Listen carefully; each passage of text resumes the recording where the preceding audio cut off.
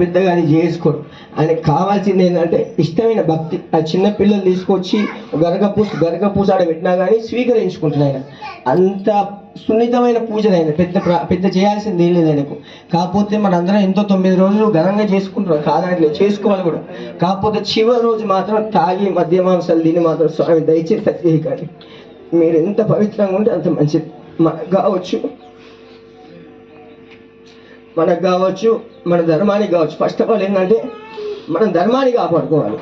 దేవుడు మన కులాలు మతాల తర్వాత దేవుడు ఉంటే మన ధర్మం ఉంటే మనం ఉంటాం, ధర్మం లేకపోతే మనం ఉండలేము. దయచేసి ధర్మాన్ని కాపాడుకోవాలి, తర్వాత ఆటోమేటిక్గా అన్నీ మనకు వస్తుంది. ధర్మం రక్షిత ఎందుకన్నారంటే మీరు ధర్మాన్ని కాపాడుకుంటే ఆ ధర్మం మీద రక్షిస్తుంది. దయచేసి ధర్మాన్ని తప్పకండి. పిల్లలు కూడా చెప్తున్నా, యూత్ పిల్లలు కావచ్చు, మీరు సంబరం కొద్ది చేస్తున్నారు కావచ్చు, నేను కాదనట్లేదు.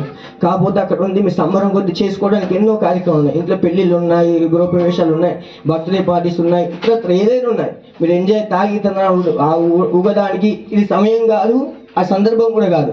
దయచేసి వినాయకుడిని దేవుళ్ళ చూడండి, మట్టి బొమ్మలు అస్సలు చూడకండి. అక్కడ నుండి దైవ స్వరూపంలో భావించుకొని మీరు అది కార్యక్రమం చేసుకోండి. మీరు డ్యాన్స్ చేయండి. కాకపోతే అది చూడడానికి వినడానికి ఆయన మంచిగా ఉండాలి, చూడడానికి మనం మంచిగా ఉండాలి, ఎదుటి వాళ్ళు చూస్తూళ్ళకి మంచిగా ఉండాలి తప్ప వ్యంగ్యంగా మాత్రం ఉండకూడదు. దయచేసి మన ధర్మాన్ని మనం హేళన చేసుకోవద్దు. దయచేసి చెప్తున్నా, పిల్లలు కావచ్చు పెద్దలు కావచ్చు, చేతులు ఎత్తి ముగ్గు చెప్తున్నా, దయచేసి వినాయకులాగా నిమజ్జనం చేయండి. మీరు మీ ధర్మాన్ని పాటించండి. జై బోలో గణేష్ మహారాజ్ కి, జై బోలో గణేష్ మహారాజ్ కి, జై బోలో గణేష్ మహారాజ్ కి.